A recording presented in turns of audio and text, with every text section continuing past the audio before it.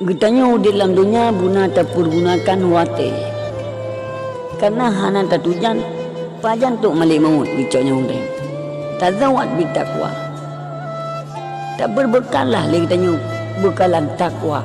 Fa innaka la tadri tanya hana tatujan. Ya. Hana tatujan.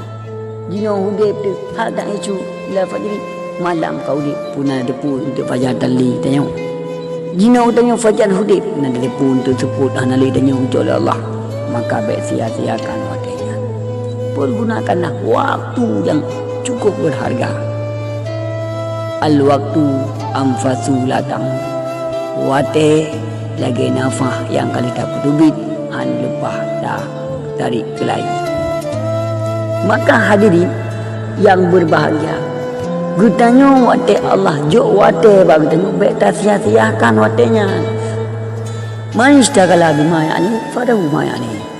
So manteng yang sia-sia wate yang cukup berharga bagi dia, maka akan lewat wate yang berguna bagi dia. Jino manteng na wate untuk tamita ilmi Allah. Kalau sibuk dengan pulai, kalau sibuk dengan keluarga, manteng muda, manteng tegas tanya, manteng iaitu sehat badan, pergunakanlah wate dengan sebaik-baiknya wate. Pahit, cuit dah, susah dah, ingat. Ya kadri-kadri tuk tasbul ma'ani. Sokul kesulitan akan dicapai dengan kemuliaan.